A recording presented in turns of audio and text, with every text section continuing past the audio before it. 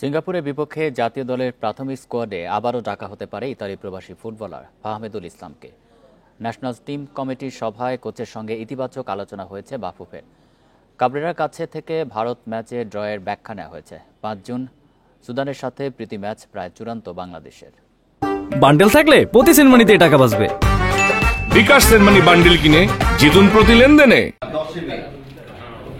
Asian cup বাছাইয়ে Singapore ম্যাচের ব্যস্ততা শুরু হয়েছে। ছুটি কাটিয়ে মঙ্গলবার স্পেন থেকে ঢাকায় ফিরেছেন কাবরেরা। 24 ঘন্টা না পেরোতেই যোগ দিয়েছেন ন্যাশনাল টিমস কমিটির সভায়। ভারত ম্যাচে ফাহমিদুলকে বাদ দেওয়া ও দল সিলেকশন নিয়ে সভায় জবাব দিতে হয়েছে কাবরেরাকে। এবার সিঙ্গাপুর ম্যাচের দল ঘোষণার জন্য সিলেকশন কমিটি করতে চায় বাফুফে। ফাহমিদুলকে প্রাথমিক স্কোয়াডে রাখতে আলোচনা হয়েছে। ফাহমিদুল আমরা তার ব্যাপারে আলাপ আলোচনা করেছি এবং আমরা বলেছি তাকে আমাদের দলে অন্তর্ভুক্ত করার জন্য, এবং কোচকে আমরা বলেছি যে কোচের সিদ্ধান্তটাই চূড়ান্ত সিদ্ধান্ত। 31 তারিখে যখন আমাদের জাতীয় দল ঘোষণা করা হবে তখনই আপনারা জানতে পারবেন যে কোন কোন খেলোয়াড়কে ডাকা হয়েছে।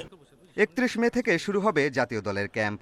কোনো কন্ডিশনিং ক্যাম্প নয়, ঢাকায় প্রস্তুতি নেবে বাংলাদেশ। ভারত ম্যাচের আগে কোনো প্রস্তুতি ম্যাচ খেলা হয়নি। এবার সিঙ্গাপুর ম্যাচের আগে সেই ভুল করতে চায় না বাফুফে। কয়েকটা দেশকে আমন্ত্রণ জানিয়েছি, আমরা 2-1 দিনের মধ্যেই এটা ইনশাল্লাহ কনফার্মেশন পেয়ে যাব, এবং এটা কনফার্ম যে আমরা 5 তারিখে একটা প্র্যাকটিস ম্যাচ খেলবো। সুদানকে আমরা একটু এগিয়ে রেখেছি, তো সেই ক্ষেত্রে 2-1 দিনের মধ্যে আমরা এটা কনফার্ম করে আপনাদেরকে আবার আমরা জানিয়ে দেবো। ওরা আসতে চাচ্ছে আর কি। 10 জুন সিঙ্গাপুরের বিপক্ষে ম্যাচ। জয় পেলে পুরস্কার দেওয়ার পরিকল্পনা বাফুফের। ফুটবলারদের মানসিক চাপমুক্ত রাখতে সামাজিক যোগাযোগ মাধ্যমে হেনস্থা করার বিষয়গুলো নজরদারি করবে ফেডারেশন। পিয়াস সাহা, ইন্ডিপেন্ডেন্ট নিউজ, ঢাকা।